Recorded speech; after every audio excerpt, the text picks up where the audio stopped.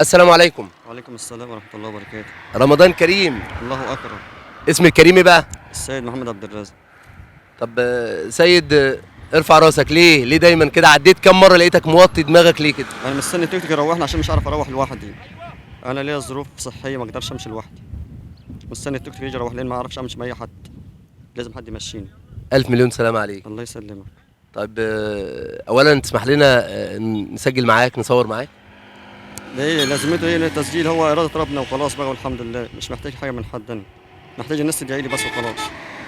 احنا حابينك تكون ضيف، احنا بنعمل برنامج اسمه خير وبركه وحابينك تكون ضيف معانا النهارده لو ما كانش يضايقك. لا عادي ما فيش أي مشكلة، كل إيد على الله. قول لي بقى، عرفني بيك، اسمك ايه؟ يعني اسم السيد محمد عبد الرازق. طب شيل الكاب ده، انا عايز الناس تشوفك. انت ليه دايما لابس الكاب ده كده؟ عشان خاطر مش عاد بعرف أمشي ومش عارف أرفع وشي لفوق فالناس طب انا عايز ارفع الكاب شويه، عايز الناس تشوف جمالك كده، هو كده وعايز اشوفك مبتسم. انت مكشر ليه كده؟ من اللي انا فيه. طبعا المرض بيذل البني ادم، ما بيذلش البني ادم الا المرض. الف سلام عليك. الله يسلمك. عندك كام سنه يا سيد؟ 35. من اي بلد؟ من جزيره السعود. ظروفك الاجتماعيه ايه؟ متزوج؟ عندك اولاد؟ لسه ما اتجوزتش؟ كنت متزوج بس حصل انفصال بسبب اللي انا فيه، بسبب تعبك يعني؟ بسبب ده وبسبب المصاريف والمعيشه والحياه. طب انت عندك اولاد؟ ربنا ما اردش. طب انت عايش مع مين يا سيد؟ عايش لوحدي، يا ربنا يتولاني. امي وابويا كبار في السن. سيد انت كنت صحيح عادي وسليم، ما عندكش مشكله صحيه؟ كنت طبيعي وكويس والحمد لله. المرض ده عندي من 2013. لا حول ولا قوه الا بالله. طب ايه المرض اللي عندك؟ يعني ايه مشكلتك يا سيد؟ هو كان في الاول يعني التشخيص غلط، يعني التشخيص غلط في البدايه. اخر مرحله حدث في جامعه الزقازيق لما عرفوا ايه الاساس اللي عندي، فطلبوا مني قالوا انت عايز علاج غالي مكلف جدا، لما عمليه لما علاج غالي، غير كده مش هنعرف نعمل لك اي حاجه، ولو سكتت المرض هيزيد عندك. واديني صابر ما اشوف بقى. يعني فعلا اتحجزت في جامعه الزقازيق، كان بيدرسوا علي ويتعلموا علي مش بدون اي علاج، بياخدوني يتعلموا علي لا إله عشان إلا الله. زي ما بيقولوا دي حاله نادره واحنا عايزين الحاله دي. انت حالتك نادره اصلا؟ هو بيقولوا يعني نسبه المرض دي يعني 5% 3%.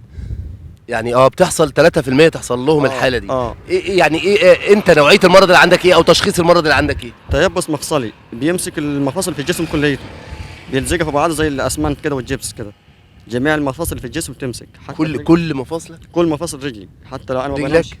انا ما بنامش بدني قاعد، حتى لو جيت انام ما اعرفش انام ولا اعرف اتقلب ليمين ولا شمال، حتى جهاز التنفس عندي ما اقدرش اتنفس، اكل وشرب زي اي حد طبيعي صعب. لا حول ولا قوه. عندي يعني سوء، يعني الحركه نفسها بتتعبني، عشان اقدر امشي اتحرك كده انزل اطلع كده ولا كده لازم اخد حقنه مسكن. طب انت ليك علاج ولا ليك عمليات؟ كنت خدت علاج من فتره، جبناه على من جمعيه خيريه. العلاج دي كل شهر ب 7000 ونص. 7000 ونص. طب كان ماشي معاك كويس؟ هو كان موقف المرض، لان المرض بينتشر زي السرطان بينتشر.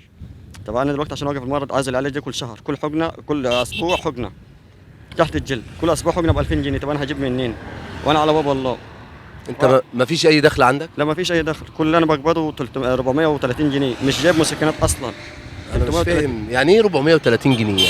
يعني ايه راجل مريض زي ده بيقبض من الدوله 430 جنيه؟ اكيد لهم حاجات مختلفه او حاجات اكتر من الاصحاء يعني. طب ما انا عايش ازاي يا سيد؟ والله ربنا ما بنساش حد، على الله. يعني يا دوب ال 430 دي على قد المسكن عشان اقدر اتحرك اشوف اي حد، لان حياتي اتدمرت اصلا من بعد موضوع مرضي، مش بطلع. انا كنت الاول شباب وبلعب كوره وتمام كويس الحمد لله، وده رزق ونصيب. ايه اللي انت ممكن تبقى محتاجه من الدنيا؟ محتاج يعني نظره عطف ليا، حد مسؤول يبص للنظر، يعني يشوف الحاله بتاعتي، اعمل عمليه او يوفر لي علاج. ما انا دلوقتي انا حالتي الماديه ما اقدرش. يعني انا عايز اقول للمسؤولين السيد ممكن يتعمل له عمليه، يتعمل له كشك، يتعمل له حاجه تكون كويسه. انا بكلم المسؤولين وبكلم المتابعين. خلي بالكم من السيد. اسمك السيد ايه ثلاثي؟ السيد محمد عبد الرازق. من سعود؟ جزيره السعود اهو. من اي مكان في جزيره سعود؟ عزبة الحوض على الطريق على طول بجوار الجبانه. طيب خلينا الاول، انتوا عاملين فطار النهارده يعني؟ والله ده كل واحد ورزقه، انا تحت امرك اتفضل. انا عايز افطر معاك النهارده. تحت امرك اتفضل. والناس اللي ورا الكاميرا دي كلها كل هتفطر واحد معاك. وواجبه، كل واحد ورزقه. هتفطرنا ايه؟ ان شاء الله اللي ربنا بعته وهتاكلوا منه وتشربوا منه. طب احنا عايزين نسالك سؤال. اتفضل. لو كسبت هتاخد جايزه كويسه، لو خسرت هتدفع معانا مبلغ. تحت امرك. تختار تكسب ولا تدفع؟ في كل الحالتين يعني تحت امرك برضه. حبيبي. رمضان كام يوم؟ 30 يوم. صيام رمضان، الانقطاع عن الاكل والشرب من امتى لامتى؟ من الفجر للساعة 6:15 حسب أذان المغرب. صلاة المغرب كام ركعة؟ 3 والعشاء؟ 4. يعني سيد انا سعيد ان انت معانا النهارده. هتمسك المايك ده بقى كده، اعتبر ده هدية البرنامج. تحت أمرك.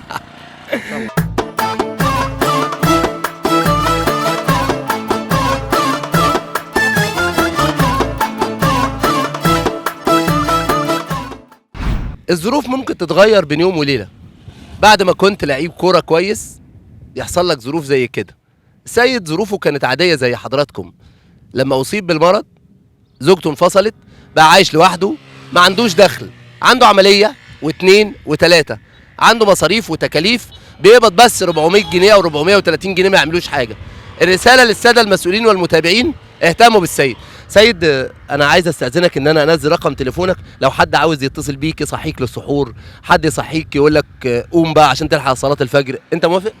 اتفضل الموافق.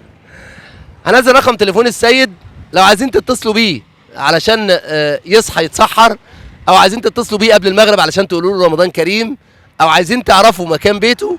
هو في جزيره سعود. اكيد الرساله وصلت حضراتكم، وان شاء الله السيد اخونا واخوكم.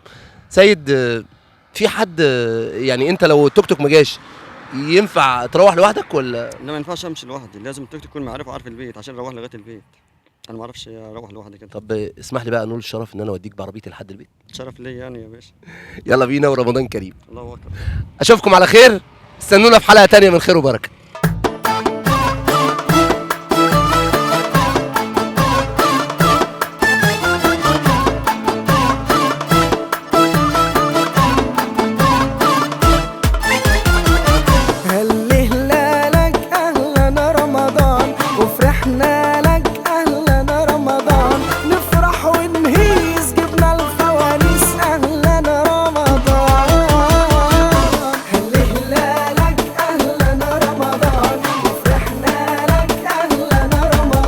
الراعي الرسمي لبرنامج خير وبركة مجموعة معامل دكتور أبو بكر العوضي بمركز الحسنية بمحافظة الشرقية. وكل عام وأنتم بخير.